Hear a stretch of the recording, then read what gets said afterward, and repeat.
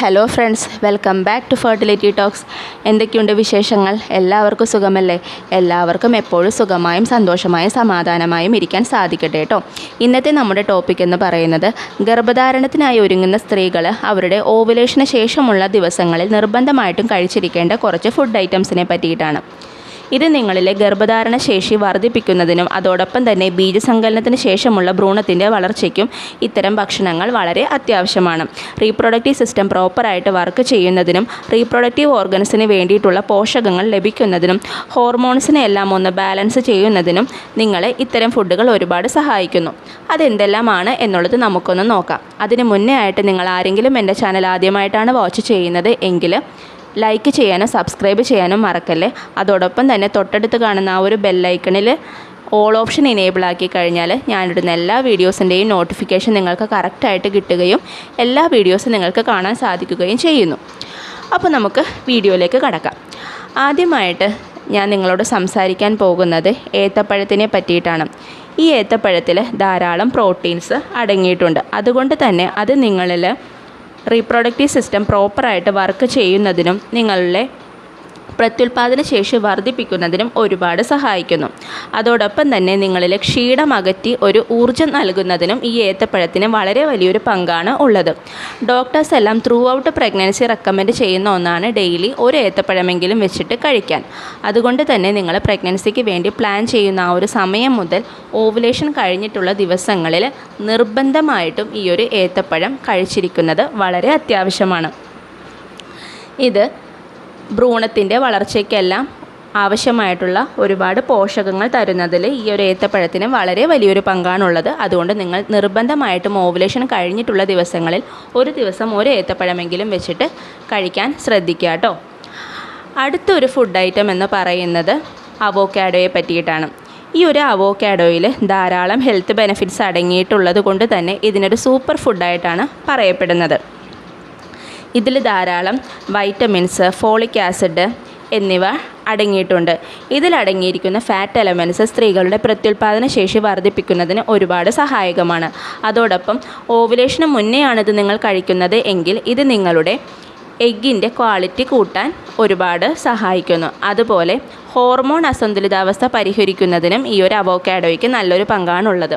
ഇത് നിങ്ങൾക്ക് സാലഡായിട്ടോ അല്ലെന്നുണ്ടെങ്കിൽ ഷേക്സ് ആയിട്ടോ എല്ലാം കഴിക്കാവുന്നതാണ്. ഇത് സ്ത്രീക്കും പുരുഷനും ഒരുപോലെ കഴിക്കാൻ പറ്റിയിട്ടുള്ളൊരു ഫുഡ് ഐറ്റമാണ് കേട്ടോ. പുരുഷന്മാരെ സംബന്ധിച്ച് അവരുടെ ബീജങ്ങളുടെ ക്വാളിറ്റി കൂട്ടാനും മോട്ടിലിറ്റി വർദ്ധിപ്പിക്കാനും എല്ലാം ഉത്തമ ഒരു പരിഹാരമാണ് ഈ ഒരു അവോക്കാഡോ.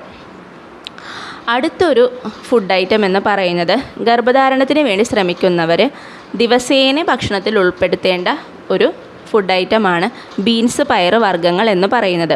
ഇത് ഭ്രൂണത്തിൻ്റെ വളർച്ചയ്ക്ക് ആവശ്യമായിട്ടുള്ള എല്ലാ പോഷകങ്ങളും തരുന്ന ഒരു ഭക്ഷണമാണ്. അതുപോലെ തന്നെ അയൺ ഡെഫിഷ്യൻസിക്കുള്ള ഒരു ഉത്തമ പരിഹാരമാണ് ഈ ഒരു ബീൻസ്, പയർ വർഗ്ഗങ്ങൾ എന്ന് പറയുന്നത്. പ്രഗ്നൻസിയുടെ ഉടനീളം വേണ്ട ഒരു കാര്യമാണ് ഈ ഒരു അയൺ എന്ന് പറയുന്നത്. ഇത് നിങ്ങൾക്ക് നാച്ചുറലി തന്നെ ബീൻസ്, പയർ വർഗ്ഗങ്ങൾ കഴിക്കുന്നതിലൂടെ ഉണ്ടാകാവുന്നതാണ്.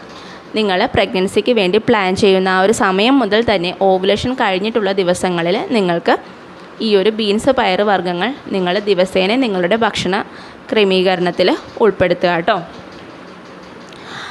അടുത്ത ഒരു ഫുഡ് ഐറ്റം എന്ന് പറയുന്നത് ഇലക്കറികളെ പറ്റിയിട്ടാണ്.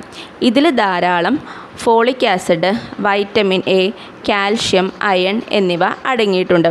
ഇത് ബീജസങ്കലനം കഴിഞ്ഞിട്ടുള്ള ആ ഒരു ഭ്രൂണത്തിൻ്റെ വളർച്ചയ്ക്ക് ആവശ്യമായിട്ടുള്ള എല്ലാ പോഷകങ്ങളും നമുക്ക് ഈ ഒരു ഇലക്കറിയിലൂടെ കിട്ടുന്നു.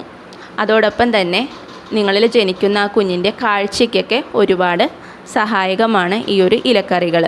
ചീര പോലുള്ളവ നിങ്ങൾ ദിവസേന കഴിക്കാൻ ശ്രദ്ധിക്കുക കേട്ടോ. ഓവുലേഷൻ കഴിഞ്ഞിട്ട് നിങ്ങൾ നിർബന്ധമായിട്ടും ഒരു 2 ദിവസം ഇടവിട്ടെങ്കിലും ഈ ഒരു ചീര നിങ്ങൾ ഉൾപ്പെടുത്തുക.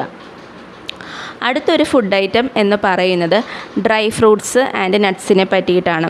ഇതിൽ ധാരാളം വൈറ്റമിൻസും പ്രോട്ടീൻസും മിനറൽസും ഒരുപാട് അടങ്ങിയിട്ടുണ്ട്. ഇത് നിങ്ങൾ ഓവുലേഷന് ശേഷം കഴിക്കുന്നത് ഭ്രൂണത്തിന് വേണ്ടിയിട്ടുള്ള പോഷകങ്ങൾ കിട്ടാൻ ഒരുപാട് സഹായിക്കുന്നു.